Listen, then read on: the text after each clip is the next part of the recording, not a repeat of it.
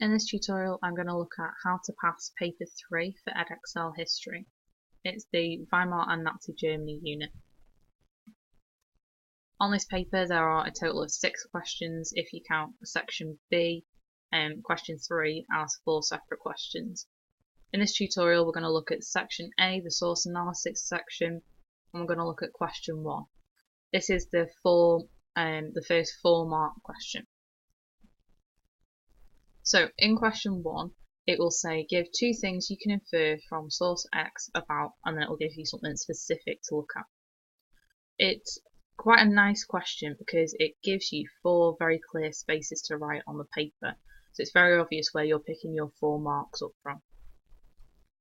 The first thing it will want you to do is to make 1 point about what you can infer from the source.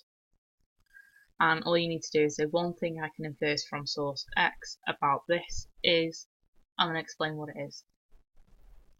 You need to, in order to get the full 2 marks for the first thing that you're inferring, make sure that you're giving evidence from the source.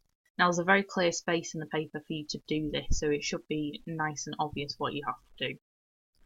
If it is a text source, you're going to try and use some sort of quote from the source. If it's a picture source, try and describe what it is that you're seeing. And that's how you get the 2 marks for the first part of that question. The second part of the question will look very similar. You need to make another point, so another thing that you can infer from the source about this is, and then you need to make sure that you are evidencing that again, so either a description or a quote or something like that. Okay, let's have a look at this example. So, question 1. Give 2 things you can infer from source A about how well Germany was being governed in November 1918. And that's a 4-mark question. Source A it gives us here is from the papers of Jan Smuts, who's a South African politician who visited Germany in 1918. And his source says, "Motherland of our civilization lies in ruins, exhausted by the most terrible struggle in history, with its people broke, starving, despairing, from sheer nervous exhaustion, mechanically struggling forward along the paths of anarchy and war."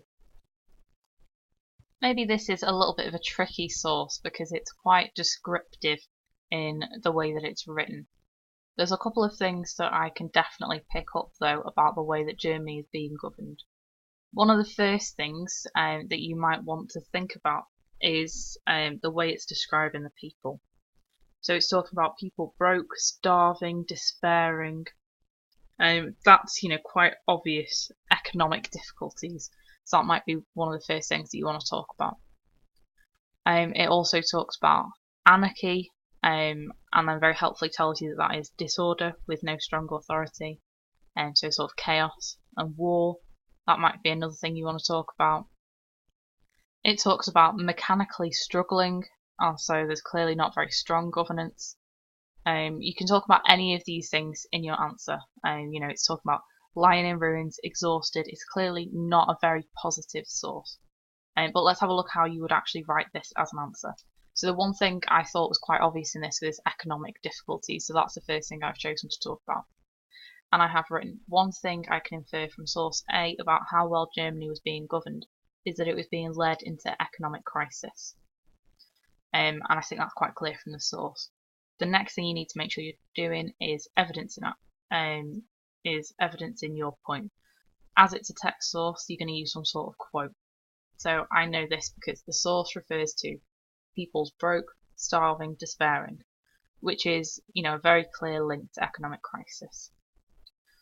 The next thing you do, because it's a 4-mark question and it asks you to talk about 2 things, is pick out another part. So the next part I talked about was, that there's clearly not a very strong, clear leadership. Another thing I can infer from source A about how well Germany was being governed is that there was no strong and clear leadership in 1918. The reason I have said this is because Smuts suggests that the country was going to fall into anarchy. Anarchy being chaos, clearly that means that there is no strong leadership for the country.